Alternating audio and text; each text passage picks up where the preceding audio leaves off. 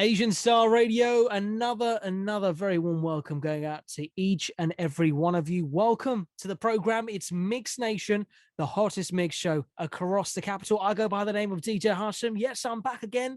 And yeah, we're back with another massive, legendary interview for you guys to listen to today and to also watch if you're watching this on the YouTube channel. But of course, very much would like to welcome to the program for the very first time.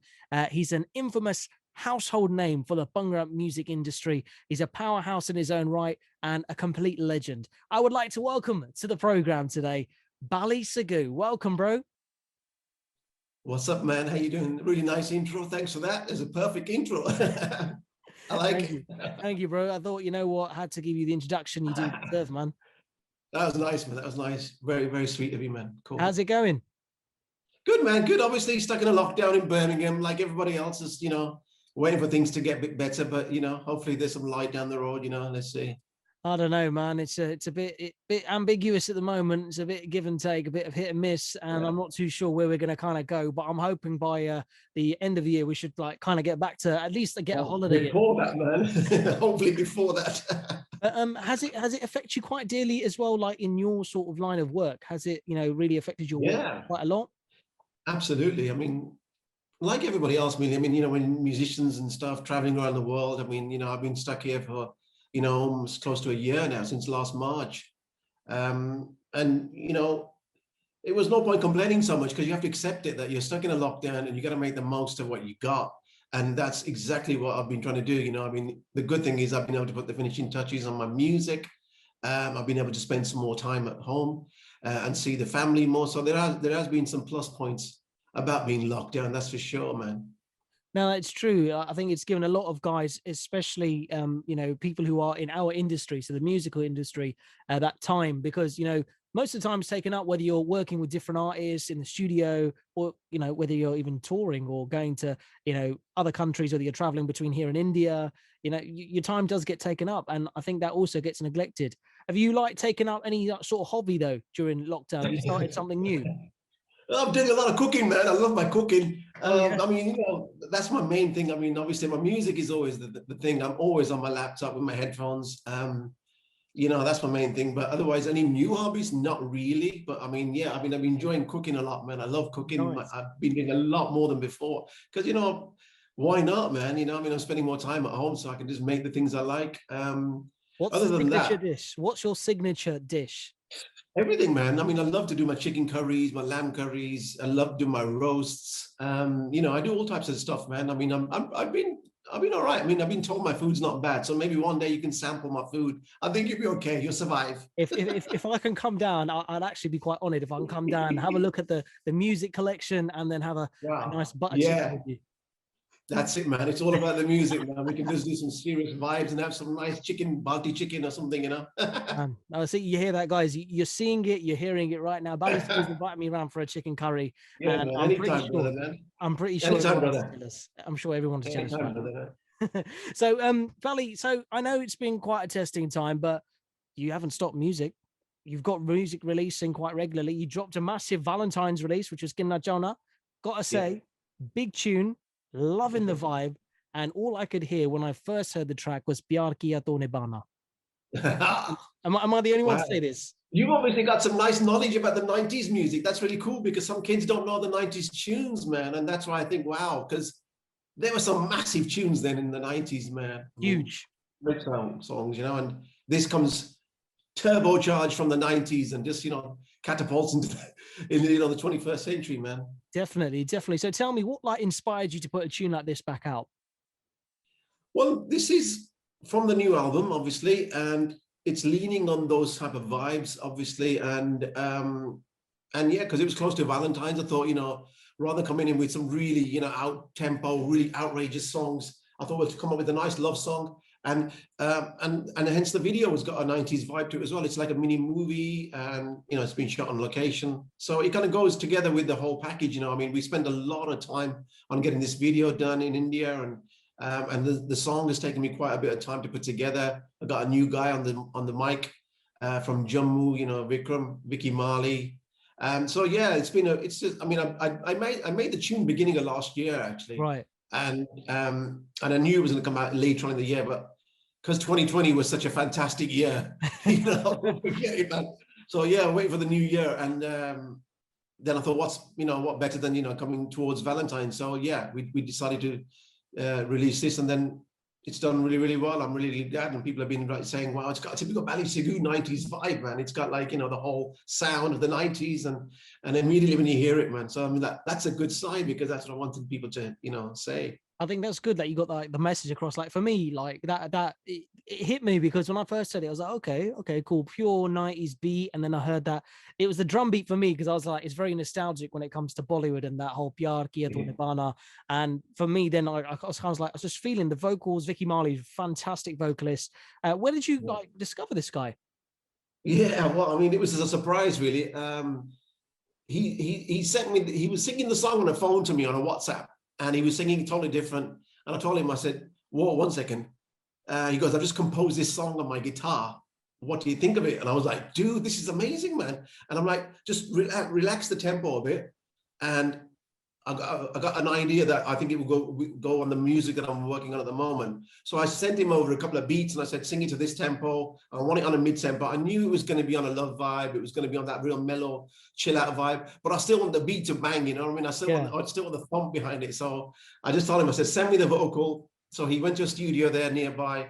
I sent him a beat. He did the vocals, sent me a couple of different takes. And then I just kind of chopped it all up and placed it how I want. And immediately I knew it was going to have that retro sound. I knew it, man. I thought it's not going to be no trap style, or it's not going to be no, no the vibe, man. It's going to be, but 90s. Bally, I'll tell you one thing, like right now, I see a lot in, the industry at this moment in time, that whole retro kind of vibe is coming back. That's good, man. I'm really glad, because it's happening in the mainstream. It's happening around the world in like Western music now. And hey, man, I always think that's the best time anyway. I mean, any day of today's music, that 90s, even the 80s, that sound, all those synth sounds and all those warm sort of musical pieces that you always got in those days. I mean, fused with today's, kind of flavor, it can sound great. And you got to remember, there's a lot of kids out there that wasn't there. They weren't there. They didn't know these tunes. They weren't there for that sound. And they've been brought up with what's happening now, say, because I mean, a lot of the kids have been telling me, they go, oh my God, this is really, really retro, old school.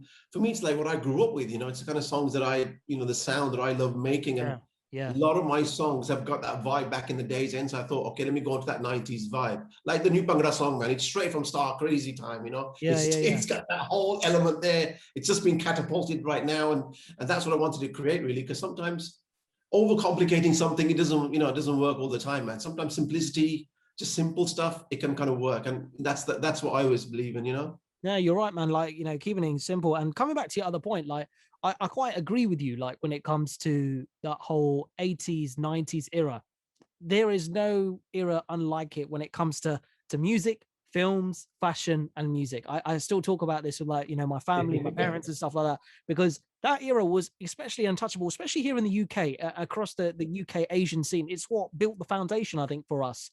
And it gave us that, I think it was like, likes of yourself, who kind of crossed over those mainstream electro beats, break beats, bringing that in, coercing it with what Bhangra music really is. And it kind of generated what the sound we have today, pretty much. So it's all like brought up. And obviously, I think as time went on and as albums came from yourself, from like after Star Crazy, then you did a Hanji, and then you had all the other ones that came along after. It was a different sound. Like, you adapted. It's like you kept your core main old school vibe and then sort of adapted it to how we live now. I think that's the best way I can kind of describe it, right? Yeah, I mean, pretty much that's what I've done. I haven't really, twisted things up too much. I've kind of done the most important thing that's always important to me. It should be what I like. Then hopefully everyone else is going to love it, get into it, and they're going to dig the vibe. Because if you start thinking, well, I'm going to make music for them, man, then that's not really the right thing to do. Anyway, that's my belief. And I've done what I thought was missing in the scene anyway. So when the song comes on the radio, it does stand out because it doesn't sound like everything before and after. But yeah, now at least people can say, hey man, you know, some of these old school vibes are cool, man. And, you know, we can do this kind of stuff. And maybe we should collaborate with these kind of, you know, rather than saying, let's just do what everyone else is doing. And let's do this beat now, because this beat, this 808 kicks hard. So we've got to put this on every single song. And, you know, because everyone else is doing it. And that's not really the way to go. I don't think so. Is there like any artist in particular right now you're kind of got your eye on, like, or somebody you yourself as a, you know, musical maestro, a producer, you know, you're saying that's one to watch, that's one, you know, artist that who's popping at the moment? Well, to be honest with you, I don't pay much attention to what the new scene's about now. That's why I need a bit of lessons now about what is going on, especially in the UK music scene, because I still say there's a big shortage of vocalists, you know, from this part of the world.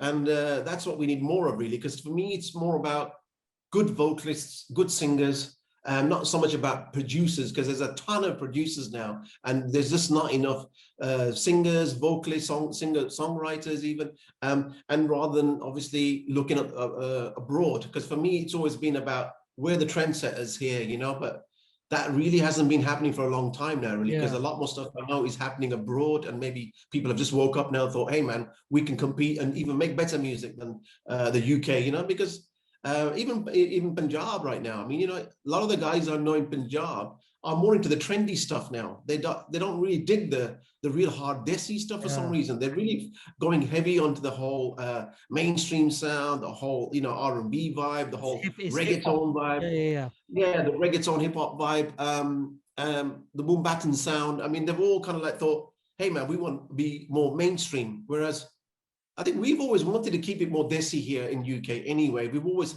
embraced it more. I think we've kind of always been proud more of the Punjabi Desi scene more than what India has. They want to be more trendy, I think. And there's some amount of people that like the traditional stuff. But for me, I always prefer the 80s. I prefer the 90s sounds. And I still prefer the Desi traditional music that came from Punjab back in the days, as opposed to now. And maybe it might be a full circle, man. Maybe the guys in Punjab, the producers, will start making more Desi tracks rather than trying to bang in the big beats and saying, no, man, this is more mainstream, you know, because it's today's market, man. It's the youngsters, isn't it? And, you know, do you reckon that the market today could actually get back to enjoying music just like what you're saying? So like, you know, the original Dol beats, traditional Punjabi lyrics, you know, the sound that you're saying that came and what originated back in the decades of like the 80s and 90s. Do you reckon, like, you know, not more, I'll say people my age and younger, do you reckon they could like relate to it? Do you reckon they could vibe to it, you reckon? Yeah, I mean, that's happening now. My new song is Bhangra Jawan Hogaya, a typical Punjabi Desi song. Very simple, Bhangra weddings, birthdays, you know, dance halls. And those are simple songs that pretty much last the time. They stand the time. And this song sounds like it's from Star Crazy times. It's got the whole vibe of that sort of era, that sort of zone, and so on. So I think, yeah, of course, definitely. I mean, no one knows what's going to work. No one knows what's going to click in the market. You know, because sometimes the most weirdest thing can happen, and you're thinking, what the hell? So there's certain tracks that do kind of like just stick out, and they're like, you know, they do, you know, stand out. But you can only try, man, you know, and you can only hope that people enjoy it, really. But because there's such a massive market around the world now, we're all kind of connected immediately. You know, immediately you do a track now, it can be seen and heard.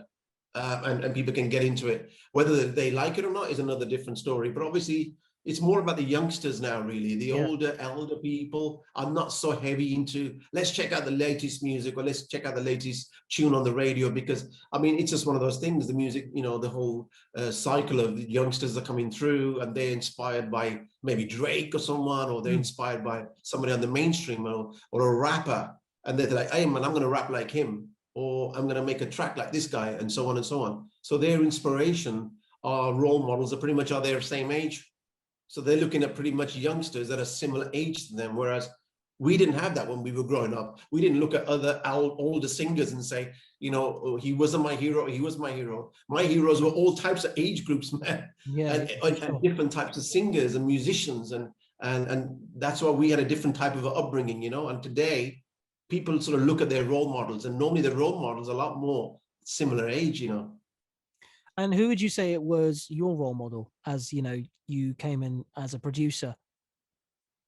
My role models have always been the same few guys that I've always looked up to growing up, really, from back in the days, really. So because of my background being so heavily Black influence, my sound always kind of like comes from that sort of backbone, from the whole, Quincy Jones era, from the whole Teddy Riley, the Jam and Lewis type of thing. And the kind of sounds that inspired me are always those type of stuff and that kind of a sound. I don't really look at today's sound and say, he is the guy that really inspires me so much more now, because I don't really need to pay attention to that now. I think I just do what I've always done, which is like make music my way, in my style. And it's always got that old school vibe. But one thing I always find, especially in like now's era of music, a lot of, not only just in the Asian music industry, I'm talking like, the black music industry and, the mainstream commercial industry, a lot of people are still sampling, they're sampling tracks from original hits. And even in hip hop, I've found it, likes of Drake, there's other people like Kanye West, Jay-Z, they sample jazz records, soul records back from like Quincy Jones and even further back from the 70s and 60s. And they just sample that just a little bit. And then they add a hip hop track beat to it. And that's it. It goes off as a crazy club banger.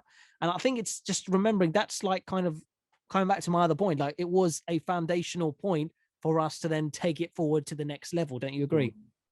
Yeah, man, definitely. For so, I mean, at least at the end of the day, it's the most important thing is to make something that sounds very nice on the ears. People are enjoying it, loving the vibe. People don't care about the whole technical aspect about what the song was and how it was made and what the struggle was or what it wasn't really. It's like pretty much what comes out of their speakers. And it's really important what happens on the radio or on your laptop, that more so now, because that's what people are consuming their songs now. They're hearing them on their phones, on their laptops. And they, if they like it, then that's it. That's what's more important, and that's where you should get your ideas and vibes from. And you should say, wow, man, I've just heard something on the radio that's just inspired me, man. And I want to make something like that, whether it's 70s or whether it's the 50s or something, or, it doesn't need to be like the current top 10, top 20, or your friends are into right now, because that's not really the right thing. I don't believe. I think more so. I think you've got to take chances, man. You got to try something different. People are like, are you sure people are going to like all these retro vibes, man? They're only 22 years old, or they're only 25-year-old kids, man. They don't like retro stuff. I'm like, well, who said I'm making it for a 22 or a 25-year-old kid? Exactly. No, you're right. You're right. It's for everyone that likes my stuff or wants to hear something different. And that's what it's about. It's like making a dish. When you're cooking something, it's like, you don't say, okay, this is only for them, or this is only for, these people. It's like, hey, man, what you reckon of this? Does this taste nice? So, that's what it's about. And I think you have to take the chances, and you should not look at what the trend is. That's for sure, man. Why do you want to follow a trend? Man, that's very inspiring words, man. Honestly, I'm taking from that one all the time. I like to hear it. But as well as that, like, across your catalog of your records that you released across time, what was the one record that you thought, what would it? Hard one, man. I'm asking you, okay, you can name top 3, top 5, but I'm asking you, like, which record or records were, for you, like, you thought, nah, these are not going to do so well, but actually did so much better than you ever thought.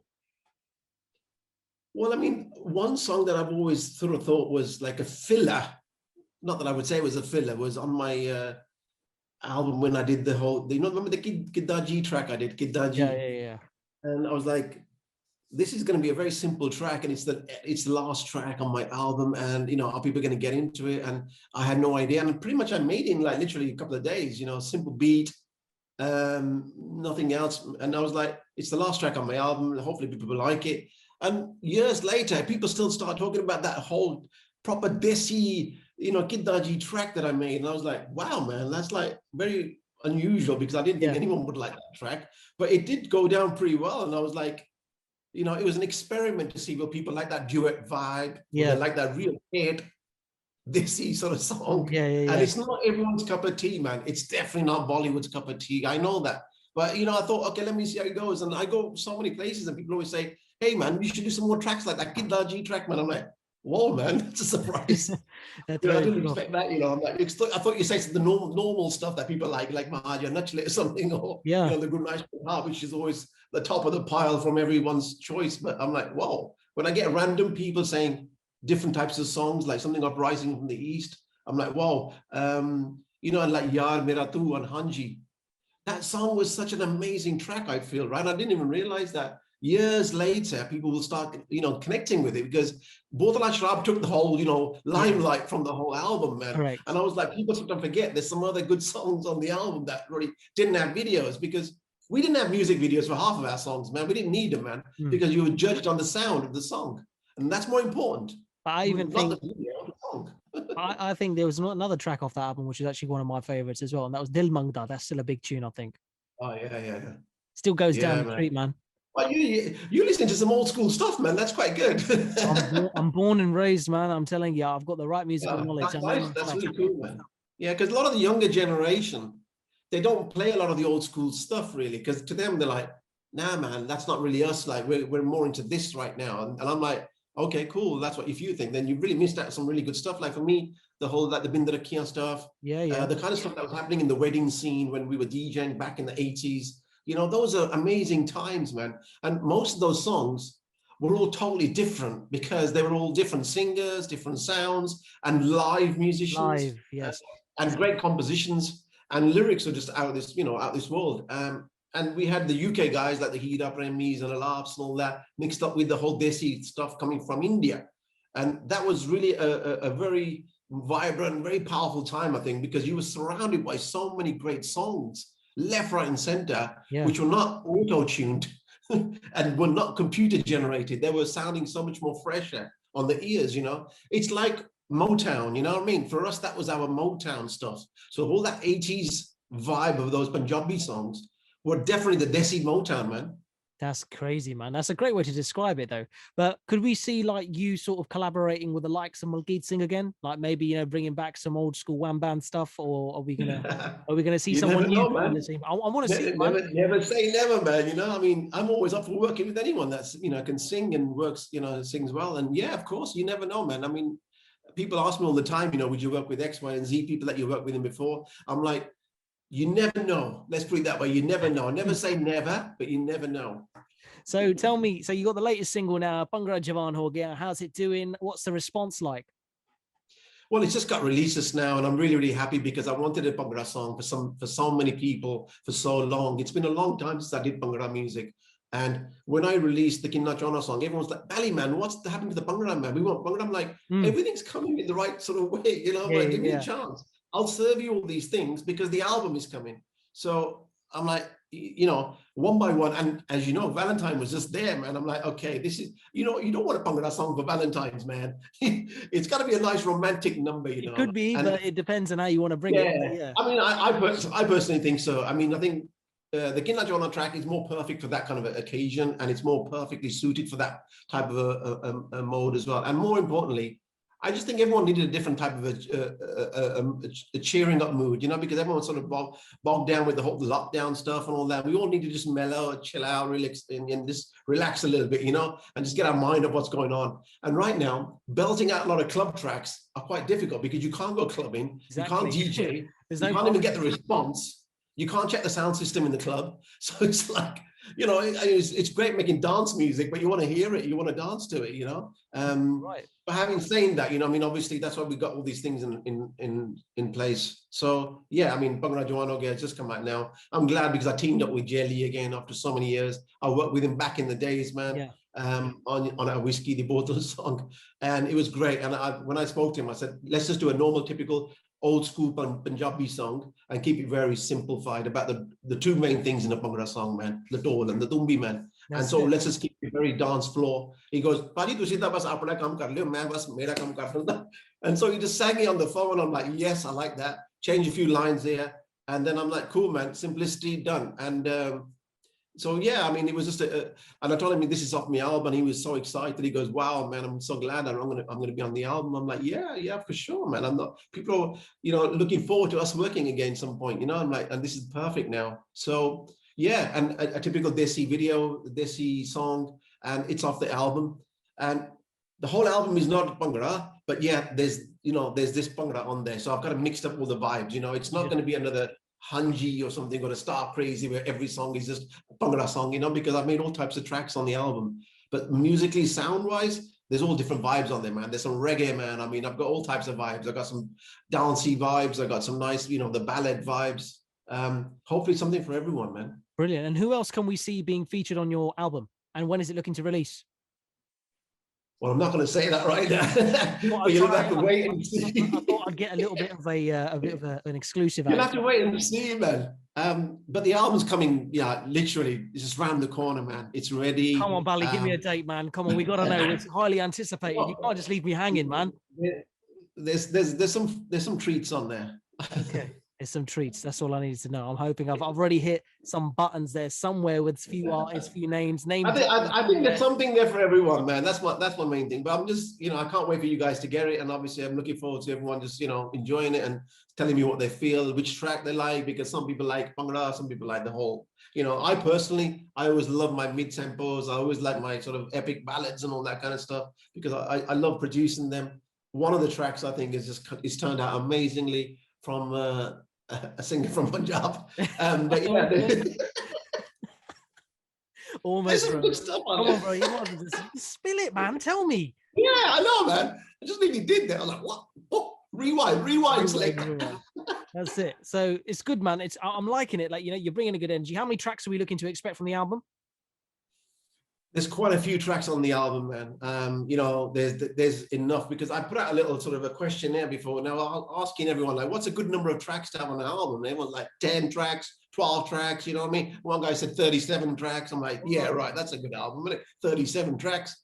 So, I mean, there's a good number of songs on there. And as I said, I think I've got something for everyone covered on there. So I feel like, I like this kind of vibe. I like this kind of vibe. I like this kind of vibe. I've kind of like worked on that, In fact, I've made so many songs that couldn't get them all on there because the most important thing is getting albums made today is something, and I wish we got more albums coming through. And I think that's going to happen now. People are going to spend more time and polish albums and get them out, really. It's not about getting overnight fame and, man, just getting a single out and saying, right, that will keep me going for 1 year, man. That's not really the right thing. So I don't believe in that way. I think, definitely we should get more albums out. And I have enough material for a couple of albums anyway. So, yeah, for sure. I think that's something I'm excited about, really, because I think, more and more people are saying, yeah, it's a good idea. We should do an album. It might take longer, but it's the right way to go forward, I think. And there's nothing wrong with having a single off the album, same as the mainstream, same as every other music industry around the world. So like taken from the forthcoming album is perfectly fine, so that's pretty cool to do, I think. But it's the ones that don't do albums and just do a single, I don't believe in that. No, that's fair play, man. You're a very big legend in the game, man. You know your stuff, so it's coming from somewhere meaningful or someone with who's lived through it and experienced it firsthand. So it's great to hear that, man. But almost 4 decades, man. Smashing it, man. 4 decades, bro. Really? Yeah, man, since the 80s, bro. So, I mean, if I go back even before that to my school days, yeah, man. But definitely from the 80s, bro. I was DJing in what, 77? 77? Yeah, man. What was your first gig? I was 13. I was 13. I was at school. I was doing it at school. Saturday Night Fever, man. That was when I started like, whoa, man, this is my life. Double album. Yeah, man, that sound and the whole vibe. I mean, my record collection, all them tunes there, all the mixes, the remixes, the underground mixes from America, and you hear those tunes today, your head just kind of thinks, whoa, man, what kind of sound is this? It's such a breath of fresh air. But one thing, from DJ to DJ, I want to ask you something. Did you use and actually scratch all your own samples for all your records? Some of them, not all of them, because there was a lot of sample albums. There was all these loop CDs. There was not CDs, more records. So yeah, it was a mixture of both. It's just not the same though these days, is it? Like everything's digitalized, nothing's original, analog. No, I mean, that's always my complaint. Yeah, there's nothing like putting the needle on the record and just listen to the song and just listening and then thinking, whoa. And the whole sound is obviously a lot different. In fact, that's how the producer wants you to hear the music. He doesn't want you to hear the actual digital format, like an MP3 or some download version of it. In fact, that's the worst way. It's always better to hear the original soundtrack on an album or vinyl. Obviously, the next thing would be the CD format, but definitely not like, the whole downloaded, rinsed out version being passed along. And then you don't know how it's sounding and how bad the low quality is, so yeah. Some people have never even played a record, man. You know, I mean, there's people are like, you know, I've never played a record. I'm like, you got to play a record and hear it, man. Yeah, man. I got my 1210s here somewhere. I think I got a Star Crazy album somewhere around here as well. Wow, man. Yeah. You see, if you play that now and you play the CD now, if you wait there for 1 second, I will pull out my vinyl right now if you're happy for me to do that. Yeah, man. I want to prove this to you. Bally, right here, I'll prove it to you. Wait there. Oh my God. I'll be right back. Yeah, bro, you found it? Right, we got Wham Bam 2. Oh, wow, man. We got that right there for you, Wham Bam 2. I pressed this and it explodes onto the wall, man. I remember that, man. I pressed this and it explodes. And then we got Essential Ragga. Oh man. Sick. Original, man. This is how much of a collection I have, man. Yeah, dude. See, guys, this is really cool. A vinyl, original vinyl, man. Yeah, man. Good thing is they're not bootlegs; they're originals because you don't get bootleg vinyls, man. They're proper, man. So it's cool. Nobody does that. I got Star Crazy somewhere, but I have to dig it out. I got so many. This is what I've grown up. Man. This is what I've grown up listening to, man. This is what I've come up and understanding what exactly the industry is all about. And it's very hard to come by because on this day and age, everyone's got one rhythm, one beat, one style. No one's willing to change the game.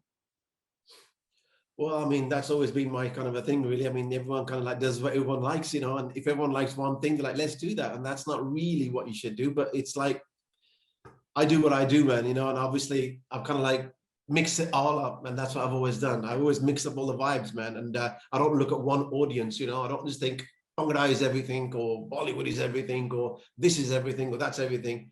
It's like music worldwide, man. It should be vibes of all types of different cultures and combinations. That's why I've done Japanese, I've done all these Arabic tracks, and I'm always like experimenting always, and I don't understand these languages like the South in India, there's some great Tamil songs, man. And I'm like, whoa, man, if you listen to some of these Tamil tracks, they sound amazing, Telugu ones. And I'm like, I don't understand what they're saying, man, but this sounds amazing. And isn't that what music should be about? Music hasn't got any language, nor has it got any barriers, and it's about whatever you vibe to, man. But Bally, you know what? I just want to say thank you very much for taking, some time out of your very busy schedule. I know you're recording, and I know you've been busy up in the studio cooking up the rest of your album. But I'm very much looking forward to the release, and I'm sure all our listeners here and all our viewers are really looking forward to the release of the album. But do you have any last messages for our listeners and our viewers out there? Yeah, as usual, man. Always thanks for all the support. Do go out and check out the new one, Bhangra Jawan Hogaya, on Fresh Dope Records YouTube channel, and the album. It's over there. It's coming. It's just there. So yeah, on its way. I want an exclusive on this one. Done. Perfect. That's right, ladies and gentlemen. There you have it. The man, the myth, the legend. He's really here in real life on Zoom. Of course, that's how we're doing things these days. I just want to say a massive thank you going out to Bally Sagoo, legendary producer, and who's actually now back with 2 massive tunes on the scene, on the circuit right now. Kinna Chauna, his big romantic number, and now Bhangra Jawan Hogaya, which is the big Desi dancehall number that hopefully will, when weddings resume, we'll be able to play it once again at all the big parties. Yes, for sure. Thank you very much, Bally. Thank you very much once again, man. Big up to you. And of course, stay safe in the way we're currently living. And I hopefully get to see you soon. Thank you guys so much. Take care. Thank you.